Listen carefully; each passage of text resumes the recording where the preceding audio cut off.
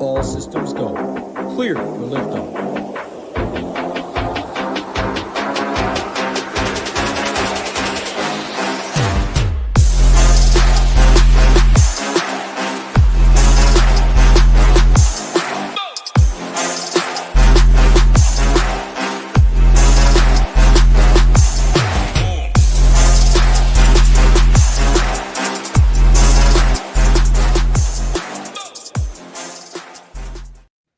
What is going on, SHIPIT Nation, YouTube station? We are back with our first show of the week. It's Friday. It's 12:13. I got my guy, Hebrewcheetah, in here with me. We're going to break down all 6 of these games over on DraftKings. Some injury news to talk about that we'll get into. But it's been a long week. A lot of 2 gamers. I think there was a 1 game on Monday. Had some football last night. But Hebrewcheetah, how's your week been? What's going on, my man?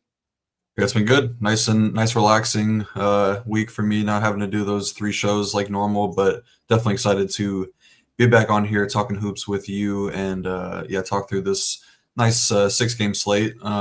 Think the schedule's pretty light next week as well with all the NBA Cups stuff going on. So going to try to plan something fun for next Wednesday when we don't have any basketball. But yeah, looking forward to this slate. A lot of injury news like normal for a bigger slate that we'll break it down as we go game by game. Yeah, no, we definitely will do that. Before we get into all the folks in here, if you aren't a member over at SHIPIT Nation, which I know many of you are, but we have pretty much every major sport going right now. NFL, college football continues to print, but NBA, want to talk about that. We have the projections. We have the showdown that we do, projections and a slate plan for anytime there's 100K plus. We're going to be going through the Stone game by game on the Stone, so we want to make sure you check that out.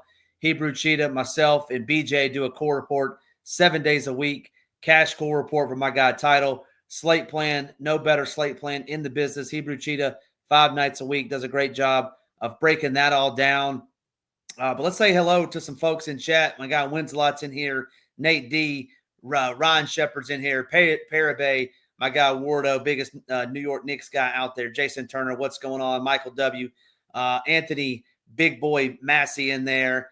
Ant-Man, Michael Ortiz, Marquee Sports. Hopefully you're enjoying that membership. Marquee, Ross, we are so back, baby. Charlie, William, make sure you're hitting that like. Make sure you hit that subscribe button. I'm going to flip screens over to the other Stone so we can get to the Stone and go game by game. While I'm doing that, BJ, let's talk about this first game. We have the Wizards waiting on some injury news for the Cavs, but big time dogs headed in to Cleveland. Talk to me a little bit about this game, Washington at Cleveland. Yeah, so Evan Mobley, obviously the big injury news on the Cleveland side of things. He missed the last game, I believe, with turned his ankle at some point in that game. So if he were to miss, probably going to get George Niang back into the starting lineup. And pretty big boost up and down the board for these Cleveland guys. Obviously, the guys up top like Donovan Mitchell, Garland, Jared Allen would all see a pretty big usage rate increase. But even Karis LeVert off the bench would look like a really good option. I just see this game being a pretty big blowout. Obviously, Cleveland 17-point favorites here tonight against a Wizards team that's pretty thin right now too, down some of those those like true NBA players like Malcolm Brogdon and Kyle Kuzma that could possibly keep games close. This is just a pretty big mismatch though. The Cavs are one of the best teams in the league this season, definitely the best offense in the league.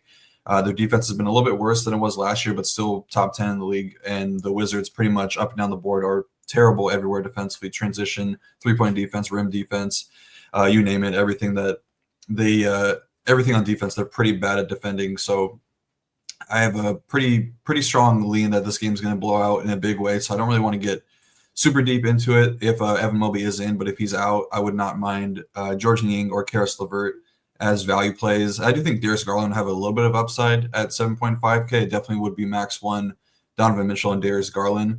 And then Jared Allen probably gets a little overlooked here tonight at the center position. That's going to be very strong, especially if we get some injury news later. But at 6.8K, he's definitely got a little bit of upside. He sees one of the biggest usage rate increases with Mobley off the court, and the Wizards are a team that we've looked to attack with opposing centers all season long. They're dead last in DVP to opposing centers. So this would be a pretty big spot for Jared Allen. But yeah, it's pretty much the usual suspects on the Cavs side. I like everybody from Niang up if Mobley were to be out. On the Wizards side, it's a little bit tougher to go through because they have a pretty deep team right now in terms of the rotation. They're gonna sit some guys pretty early in the game if it blows out. So you're not gonna see like Poole won't be in there in a blowout. Joe Val won't be. Sar Coulibaly won't be out there. Even Bub Carrington, who was playing a lot of blowout minutes earlier this season, he hasn't been seeing those blowout minutes as of late. So the guys that would be out there in a blowout lineup would be Justin Champagny, who's been playing very well since he got re-added back into the rotation. Bagley probably going to be out there as well. Definitely Jared Butler, and then I would imagine it's going to be it's going to be two of Johnny Davis, Anthony Gill, and Patrick Baldwin. I would imagine it's going to be Johnny Davis and Patrick Baldwin. So in terms of DFS plays on the Wizards side of things, the only way I'm going to be getting to like a Poole or a Sar or a Coulibaly even is if I have a Cavs piece on the other side. I just don't see those guys getting there in a blowout, especially Jordan Poole at 7.3K. But he does have big upside in a close game. We saw him put up nearly 60 DraftKings points against the Nuggets over the weekend. Jovel, I think you're okay playing in either scenario because he is going to be out there for a good amount of minutes, the first three quarters for sure for the defense on the big front court on the Cavs side of things. So 21 to 23 minutes is plenty enough time for Jovel to pay off. I mean, he's just got pretty wild point per minute rates with all these injury situations going on with Washington, averaging like 51, 52 DraftKings points per 36 minutes. So a really good point per minute guy. I think that he's pretty safe regardless, but definitely would obviously prefer this game to be close to get that 25 to 30 minutes from him. Coulibaly, same thing. He's not playing blowout, so I don't really want to get there. But I do think Carrington is interesting as a pivot on some other chalk plays that are condensing in this low 5K range, mainly Micic in one of the next games that we're going to talk about. But yeah, he's just not playing well right now. The shot's not there for him. He does add some peripherals. I think that once he gets his feet wet in the NBA a little bit, he's going to be a guy that we're going to be seeing getting near triple doubles on a nightly basis once he gets, a little more comfortable in the NBA. And then Champagne, I'm pretty fine playing at 4.5K. He should be in there regardless. And same with Jared Butler. I like those two guys the best on the Wizards side, Champagne and Jared Butler. Yeah, Champagne's been balling the last couple games, playing 30-plus minutes. Hebrew, if I called you BJ, that's the biggest disrespect. If I did that, I didn't mean to do it. I don't remember doing it. Maybe I did. So if I did, I apologize. But we know my guy Rio and BJ, excellent breakdown on that game. We got 100 of you in here watching. Make sure you're hitting that like.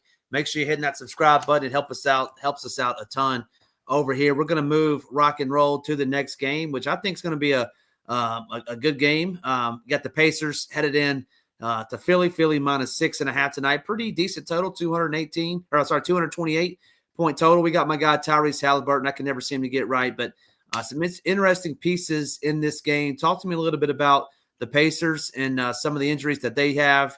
And then the 76ers, I do believe Joel Embiid's going to be playing. So talk to me a little bit about this game. Yeah, Sixers are getting a little bit healthier right now. Joel Embiid is going to be playing his second game in a row, which is huge. Played one game and then took like 2 weeks off. So it must be nice to get paid that much money and then just get to take 2 weeks off. But yeah, he'll be playing tonight. It was pretty full last game, got up to 32 minutes. Played pretty well. He had the normal Embiid-like game with, a good amount of free throws, a ton of shot attempts. Yeah, exactly. But yeah, it's they're getting healthy right now, so I think it's kind of taking pretty much anybody below Paul George out of play for me, even in a spot where this Pacers team has been pretty bad defensively all season long. Talk about how they're pretty big rim funnel and been good at limiting 3-pointers generally under this Carlisle style defense, but it's actually just been bad all around for them. Their 3-point defense has actually been pretty bad this season. They're towards the bottom half of the league, where last season they were like top 4 pretty much most of the season. But yeah, the rim defense is still pretty bad this year. But with Embiid and Maxey and Paul George getting closer to full strength, I just don't think I can consider anybody outside of them. I'd probably just be max one of those three. Also, I do like the spot for Embiid a good bit here. As bad as the rim defense has been for the Pacers, they're not really giving up a ton of fantasy points to opposing big men, but it's a different situation with a guy like Embiid. He's not like the prototypical, Jakob Poeltl style center. He could definitely get there in a big way against Miles Turner. And the Pacers are just really thin right now in the front court. They just let Moses Brown walk in, just pretty much cut him from their team. So their backup center is a mixture of Obi Toppin and Enrique Freeman, who are both like 6'7", 6'8" power forwards essentially. So he would just have a really big size advantage, but also just offensively would be at a big advantage against this Indy front court. So I do like Embiid a bit here. Very strong center position tonight, so I'm not sure if I can get there over guys like Anthony Davis and Nikola Jokic, or even some of the value plays that might open up. But he's definitely going to be in my player pool tonight. I probably won't get there with Maxey at 9K with a healthy Embiid. I do think Paul George should remain in the player pool just because he does a little bit of everything. 8K is a pretty solid price tag for him. Definitely the third fiddle to Embiid and Maxey. They kind of run that pick and roll two-man game a lot more, and he's a little bit more off ball. But we've seen pretty much every team put up a solid fantasy score against this Indy defense. I do think that Paul George is very much in play, but I'm probably going to be max 1, but you could be max 2. Would probably consider some correlation on the other side of things, but this Indy side is kind of hard to get to as well now.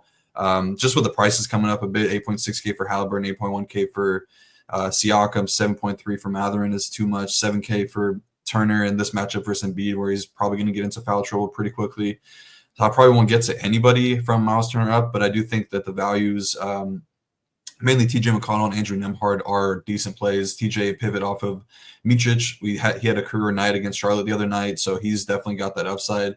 Rick Carlisle's talked about getting him involved more on offense, coming off the bench. Him and Obi Toppin are kind of the spark plug off the bench for this team, and they've, when they're struggling, they will definitely turn to him. They did run a lot of 3-guard lineup with TJ, Nembhard, and Halliburton. They won't be able to do that tonight because that was Miles Turner that was kind of getting squeezed out of the rotation there. Definitely going to need a big man out there for the Joel Embiid minutes, so probably not a lot of 3-guard stuff tonight. But yeah, TJ definitely in play as a high upside value option. And then same with Nembhard. I guess Rick Carlisle had said in a press conference that they wanted to play Tyrese Halliburton off ball a little bit more, which was kind of what his role was earlier in the season. Talked about it when this team was fully healthy with Andrew Nembhard kind of running the point a little bit more. The touch time wasn't all there for Halliburton.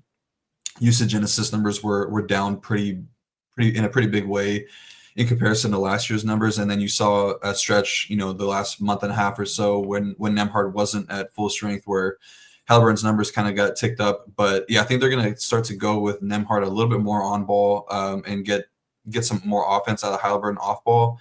And Nembhard looks like he's at full strength now with 31 minutes against Charlotte. He's only 4.3K, so I think that he's a very, very viable option here at as a value play with point guard, shooting guard eligibility. So yeah, I like those guards for Indy, and then I like the spend ups a little bit for Philly, but not in love with this game as a whole.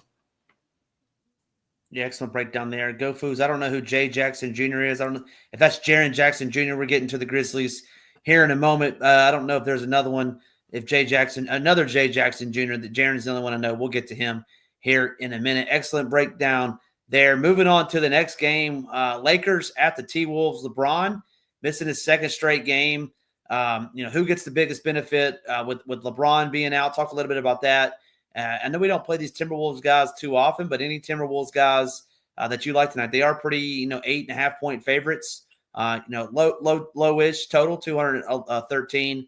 But you're going to get more of AD with no LeBron or one of these cheaper and or younger guys. Talk to me about this game. Yeah, so firstly, the Lakers defense has been very bad all season long, bottom 5 in defensive rating, allowing a ton of points at the rim, which is kind of surprising with Anthony Davis down low as a really solid rim protector, but it's definitely more correlated to their transition defense being so bad. They're bottom 4, bottom 5 in that category, starting to allow more 3-pointers as of late. So they're just kind of getting beat all around the court. So it's definitely a good matchup for these Minnesota guys. The only issue is that it's just, I don't know, it's kind of tough to find like a true ceiling that we would need on this type of slate from these Timberwolves pieces. Just to kind of break that side down really quickly, I do like Anthony Edwards and Julius Randle at their respective price tags. I probably would end up being a max one of those two guys. The guards have pretty much been a good spot to attack all season long against this Lakers team. They're just kind of thin with on-ball defenders. They try to get guys like Cam Reddish and Gabe Vincent out there, but they're just really not that great of defenders. So I think that Ant does have a big game within his range of outcomes. It's just a little bit tougher for me to click on his name, sharing the court with another high usage guy like Julius Randle. So yeah, probably won't get there on Edwards. I'm a little bit more comfortable clicking Randall's name at 7.9K. He was on his way to having a huge game the last time these teams faced off before the blowout kind of cut down all these minutes. He had 33.25 DK points, just 24 minutes against the Lakers, 18, 5, and 3. So you kind of extend those per minute stuff to like 34 or 35, whatever it would be. He'd be nearing like 50 DK points. So yeah, I think that he's a pretty solid option. I think Gobert is more of a cash game play at 6.7K. Doesn't really do enough to pay off in a big way, but the one positive I can say about him is that he's going to play a ton of minutes. Played 42 minutes against the Clippers. Probably going to be mirroring Anthony Davis's minutes tonight, which should be anywhere from 38 to 40. So I think Rudy does a really good job staying out of foul trouble, and at 6.7K he could pay off in a decently big way, but like I said before, really strong center position tonight, so I probably won't get too much of him. I do prefer Jared Allen if Mobley were to miss. And then all these secondary guys are definitely in play. I probably don't want to get to too many of them. Like I wouldn't play Conley, like more than one of Conley, Dante DiVincenzo, and Alexander Walker, but they're all definitely in play.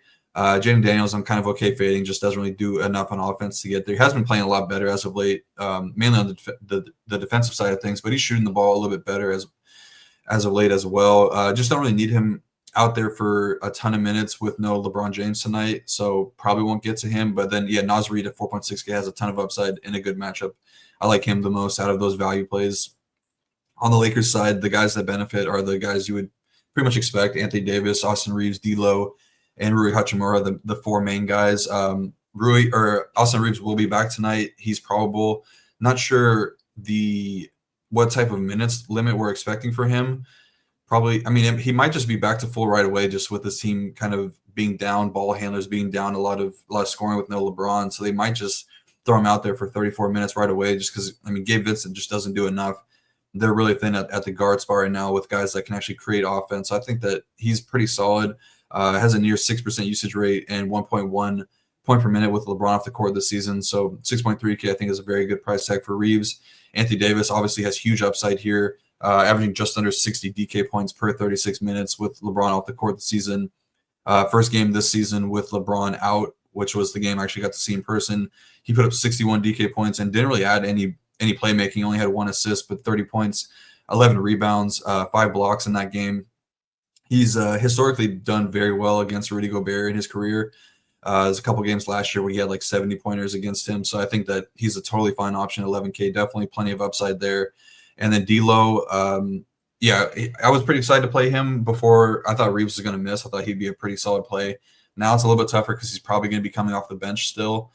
But yeah, I would not be playing Reeves and D'Lo together. I think that they kind of get there in the same way and just don't really see them both getting there in a big way tonight. So I do have interest in both of them because he's been a very, very solid permanent guy with LeBron off the court this season and in years past with the Lakers. So he looks pretty solid. And then I do like Rui a good bit at 5.5K. Good price tag for him. He's playing a ton of minutes right now too. And definitely another guy that they're going to lean on offensively. They kind of talked about getting more on-ball stuff with Rui, a little two-man pick-and-roll game with him and Anthony Davis. So, yeah, I think Rui is a pretty solid value at 5.5K. Yeah, so breakdown there. Ryan in the chat talks about Jaden being on Rui. What's your take on that in the NBA? I know we talk about it in the NFL some, right, with wide receiver, cornerback matchups. Like, do matchup matters? To you in the NBA, do matchups matter? And if so, how much do you put that into your process? Yeah, they definitely matter to me. I'm obviously like a stat junkie and things like that when it comes to NBA. So I definitely maybe sometimes I overstate how much a matchup matters in one way or the other. But I do think that the opportunity definitely trumps matchup because you're not gonna. This is an extreme example, but you're not fading like a 3K center just because he's going up against whoever you think is the best defensive center in the league. Like it's kind of a similar situation on like a smaller scale with a guy like Rui, where the opportunity with no LeBron has me interested enough to kind of overlook that matchup just because he's only 5.5K, so the opportunity cost is much lower. But like, yeah, I do factor in the matchup stuff a bit, probably more than most people, I would say. Awesome, excellent. Next game up on the slate is going to be these Nets big-time dogs, 10-point dogs going into Memphis. Ja is back. D. Bain is back. Jaren Jackson Jr. is back. This team seems to be rocking and rolling. They play a lot of guys, tough to get to, in my opinion. I don't ever play the Nets. Maybe some Cam Johnson tonight, but talk to me a little bit about this game. Nets going into the Grizzlies, who've, in my opinion, have had a surprisingly strong start to the season. Yeah, the Grizzlies look really good right now. One of the deepest teams in the league. We know they're going to run out a ton of guys out there, which definitely makes it tougher to get to in DFS. But there is still some upside at times. Starting to see them kind of cut down the minutes on these secondary plays a little bit with Ja, Jaren Jackson, and Desmond Bain playing, in the low 30s now, where they were kind of capped in like the 29, 30-ish minute range. Still probably not enough upside for me to want to get there on this type of slate. And especially, the matchup is decent because the Nets have been pretty bad defensively, but they do have some pretty solid on-ball defenders. Dennis Schroeder been doing a very good job this season in pick and roll stuff and ISO defense. They've been pretty good there. Their rim defense has been decently bad, but they really don't have like a ton of weaknesses on defense. So yeah, I'm not too excited about this game, just mainly for the reasons mentioned. Like it's hard to get to a team like the Grizzlies when they're playing so many guys a good bit of minutes. I think that Ja is definitely the guy you would want. He got to 34 minutes last game against Boston, 1 rebound and 1 assist away from a triple double. He's got that huge upside within the range of outcomes in small minutes then. So you can't really project him for 34 minutes on a nightly basis, but 31, 32 is definitely enough at 8.7K, even in a bad matchup for Ja to get there. So I think that he'd probably be the one guy I'm keeping my player pool. I think that maybe Brandon Clark as well at 4.3K. Just it's nice that he has the power forward center eligibility because center is a very loaded position tonight, so I don't want to waste a spot on a guy like Brandon Clark, but I'd be okay wasting a power forward spot on him. So just those two for me on the Memphis side of things. On Brooklyn, it's pretty much just Cam Johnson, Nick Claxton for me. I like the matchup for Cam Johnson. Grizzlies been really good defensively all season long, but their main weakness is the three-point defense. Catch and shoot defense been a little bit below average this season, and Cam Johnson taking on a pretty big offensive workload as of late.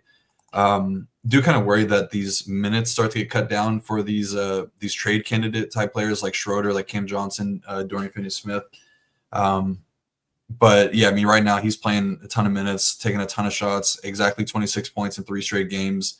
Definitely has the best matchup on paper for the catch and shoot and 3-point stuff. So I don't mind him as like not really last man in because he's 7K is expensive, but yeah, I like the matchup for him a little bit. And the Nick Claxton, don't like the matchup for him at all. I really respect Jaren Jackson Jr. and those other front court guys that the Grizzlies have. They've been very good defensively all season long. But he did put up a big game against Brook Lopez in what's probably the worst matchup on paper for interior scorers. Put up 21 points, 10 rebounds, 4 assists, 3 steals, 2 blocks. So did a little bit of everything. Like the matchup is not getting me to him. It's mainly just the price tag. And now that he's kind of a full go after being eased in this season from a minutes perspective. So yeah, not a great game environment for me to attack like Cam Johnson, Nick Claxton, and then Ja and Brandon Clark. And that's pretty much it. Awesome breakdown there from Hebrewcheetah. Next up on the slate is going to be the Hornets. Still no LaMelo in this matchup. Have a little bit of value. Brandon Miller, going to see him shoot about 23 threes tonight. Taking on Chicago Bulls, 6-point favorites, 6.5-point favorites. One of the higher totals on the slate, 221.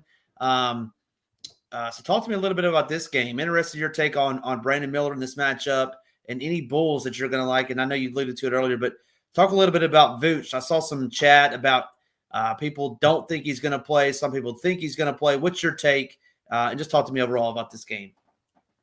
Yeah, I'm kind of on the side that he's going to sit here. I think it's Power in chat kind of mentioned that if you look at the injury report for the Bulls, they have a couple of G Leaguers listed questionable. Adama Sanogo, he's been kind of playing backup center at times this season when Jalen Smith has missed. You get EJ Liddell, another G Leaguer that is questionable.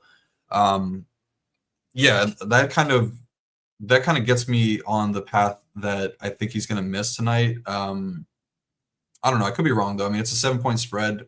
I don't know if taking him out of the equation would, sway the the point total as much either way, but yeah, I'm kind of thinking that he misses tonight just for those reasons mentioned, with those G Leaguers being upgraded. So yeah, that's what I kind of alluded to. Like, the value in this game would be really good on the Bulls side. The matchup is really good as well. Charlotte, generally a pretty bad defense, and the Bulls, they just continue to provide really good game environments, being first in pace and being pretty bad defensively all around the board. Dead last rim defense, bottom 4 transition, bottom 6 pick and roll defense. The Hornets are bottom 10 in defensive rating, allowing their rim defense has been pretty much bad since they've had Nick Richards and Mark Williams down low. And then their 3-point defense is not great this season either. So I think this is definitely a spot I would want to get pretty deep into. I'll start with the Charlotte side of things because I think it is decently straightforward with Miles Bridges likely to return tonight. Yeah, I mean, Brandon Miller is going to take a ton of shots, like you mentioned. He's got a ton of usage. The per minute stuff has not been great without LaMelo. You kind of look at the game log, don't get like too caught up in the game log stuff, but it's not what you'd want to see from somebody at 9K. But the matchup is very intriguing because this Bulls team just gives up fantasy points like none other. So I think that there's plenty of upside for Brandon Miller.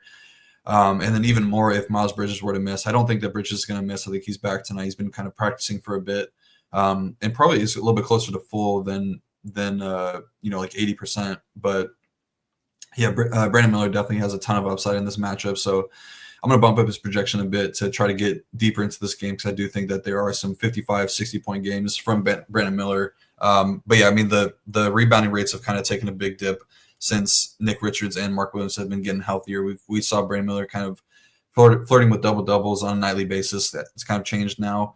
But yeah, huge scoring upside for him. I probably won't get to a ton of Miles Bridges. I do like the matchup for a player like him who can, put up a really big point outing from a transition scoring perspective. But yeah, I don't know what type of minutes I would expect from him. If it's like 28 to 30, like we saw when he returned from injury, he's probably not that good of a play. But if it's like 34 to 35, then he'd be a really good play. Nick Richards, really good matchup against this weak rim defense. Bulls allowing a ton of fantasy points to opposing big men. His minutes are kind of capped right now with sharing the court with Mark Williams, but Williams is still getting eased back in pretty strictly right now. So we're probably still getting 25, 26 from Richards, and he definitely has a 40-point ceiling if that's the case here. And then Micic is probably one of the better values on the slate. We've seen him kind of ice out KJ Simpson as of late, played 34-plus minutes in 4 of his last 5 games, scoring right around 30 DK points in all of those games. At Chalk, I do think there are some ways to get away from him. Like I mentioned, TJ McConnell in the earlier game. Bub Carrington is a much unsafer pick, but he's got a little bit of upside. So, but yeah, I like Micic a lot as a value play tonight.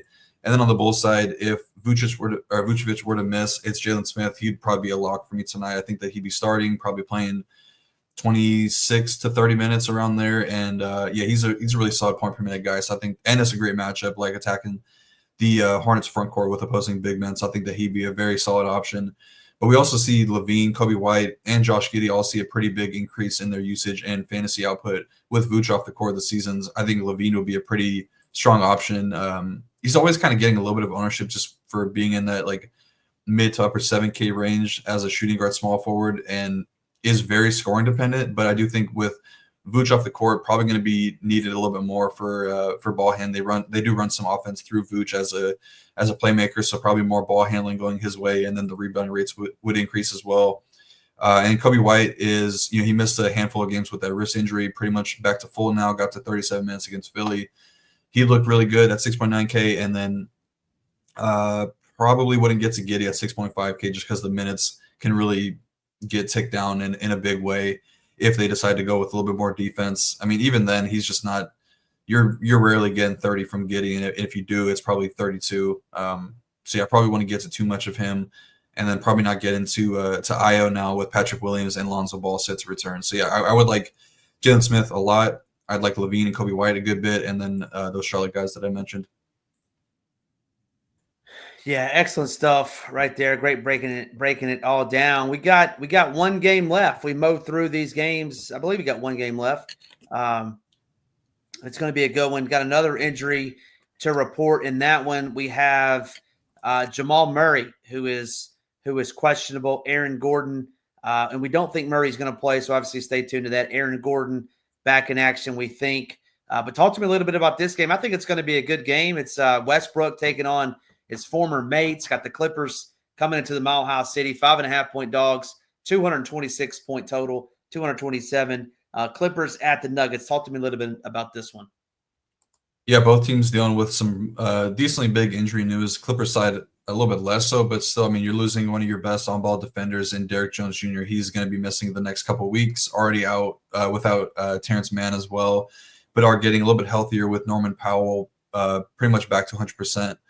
And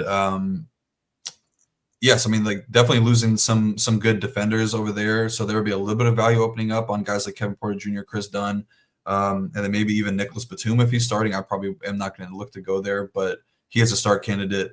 The Jamal Murray stuff was interesting because we saw a report that he got rolled out and then it was updated to questionable. I think that he's going to miss here. He's been dealing with this hamstring injury kind of all season long, and Mike Malone has said that they need to kind of dial back his minutes a bit or just be cautious with him.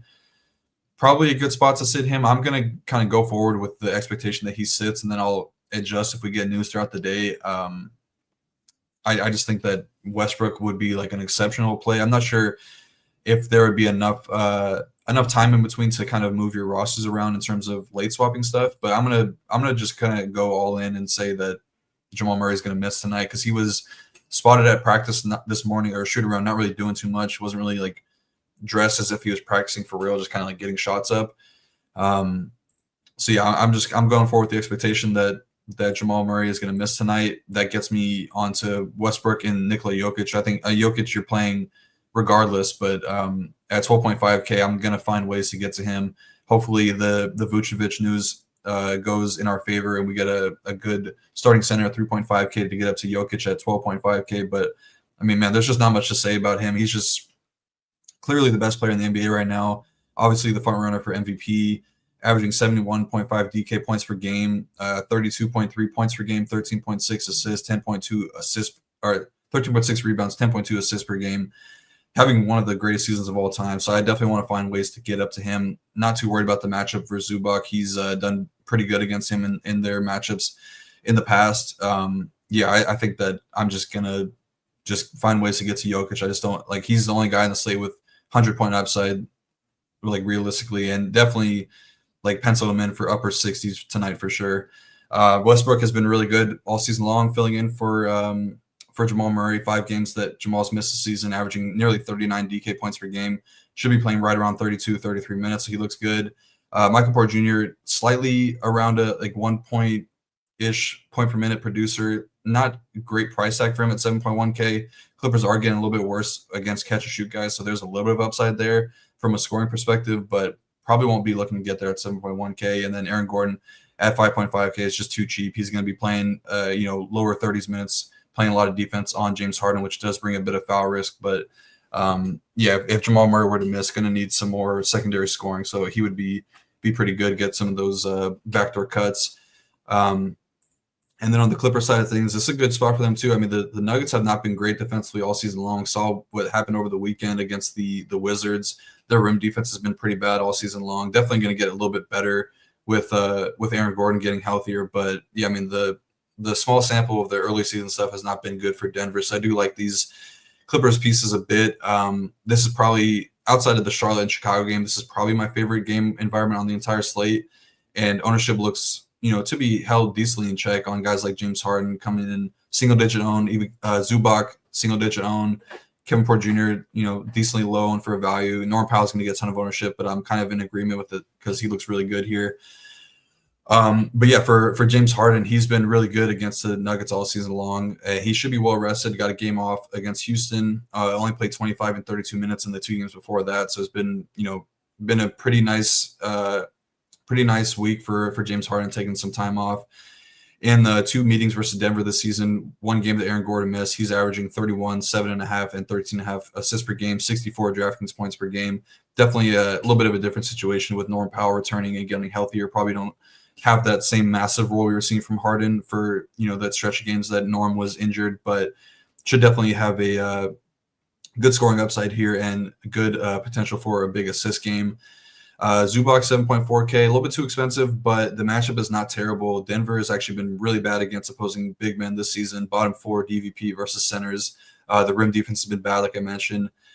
He's had a wide range of outcomes against this team. Went for 51 DK points in the first time they met, and then I think it was like 25, 26 the most recent meeting.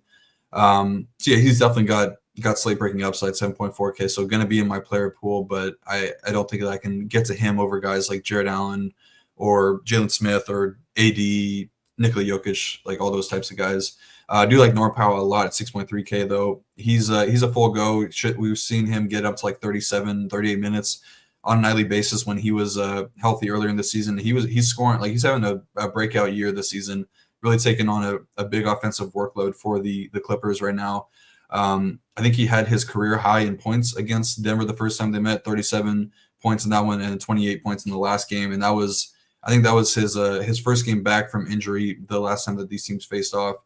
Only played 25 minutes and put up 28 points, no peripherals, but yeah, the scoring upside is huge for a guy like Norm Powell. So he's going to be a guy I'm getting to a ton tonight. And then Kevin Porter Jr., Chris Dunn, solid values. I think Kevin Porter Jr. definitely has more upside from like a per minute stuff. I don't know how many minutes realistically he's going to take from Derek Jones Jr. being out. Not really a great defender by any means. So they probably want to go to more like Chris Dunn and Amir Coffey, but he's definitely got a good amount of upside at 4.2K. Kind of sucks that he's only point guard eligible, but still keeping him in my player pool tonight. And then I have to see if Nicholas Batum is projected to be the starter. I probably would find ways to get away from him, especially if he's coming in with any sort of ownership, just because he just doesn't do enough. He played 26 minutes against Houston and didn't score a single point and only put up 6.5 DraftKings points. So the floor is really low for a guy like Batum. And if he's getting any sort of ownership, I would probably just full fade him. Lyle had a question I was going to ask too. I didn't hear you mention Jordan Miller. Any love for Jordan Miller? Played 30-plus minutes last game against Houston at 3-6. What about him? Did you mention him? If so, I missed it. No, I didn't mention him. I'll be honest, I didn't watch that Houston game, but I know that James Harden missed that one, so they kind of spread out those minutes a lot. There could have been other guys that missed in that one as well, but yeah, not somebody I'm really looking to go to here. There's probably better values. Yeah, you bring up a good point. Harden missing that game was obviously the reason that he played. And if Murray misses, how much Westbrook is too much Westbrook? I mean, I wouldn't know if I would say lock him in 150, but I would for sure have 50+%. If you can just pencil a guy in at 6.3K for 36, 36 plus DraftKings points and 32 minutes, and he does have triple double upside, and really not that bad of a matchup. So yeah, I don't think that there's really a number that is too much. I would totally understand if people wanted to lock him. Yeah, no, I agree. I think he's a great play. Obviously, at that price, he's gonna do it all, right? Well, whether shoot it too much, rebound and assist, but he's gonna do it all. That's all 6 games. We certainly appreciate. Sorry, I don't want to cut you off. I just want to touch on the Rockets Clippers game last time out. So yeah, Harden missed that game, and Derek Jones Jr. played the first quarter and then missed the rest of the game. So that kind of led to Jordan Miller getting all those minutes in the second half. But yeah, they started Nicholas Batum over started Batum in the second half over Derek Jones Jr. But yeah, that was kind of the reason why his minutes got ticked up.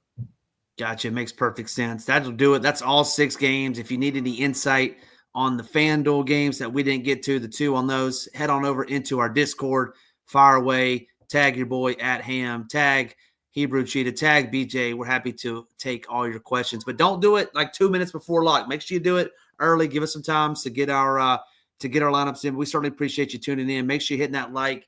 Make sure you're hitting that subscribe if you're watching on replay. That's all 6 games. That'll do it for us. Anything else, Rio, before we get on out of here for the weekend? No, hopefully everybody has a good weekend. Good luck to any of our members that are at the football live final this weekend. I know we got a couple guys out there. Tambo, going to be hanging out with some of those guys. But yeah, good luck. I think Kenny's got a ticket out there, so good luck to Kenny and anybody else that got a ticket to that. Yeah, anybody else. I'm going to meet up with my guy Tambo tomorrow. He's in Nashville. I'll be down there here shortly. But yeah, appreciate you tuning in. For my guy Rio, good luck tonight in your contest. I'm Ham. Let's ship it.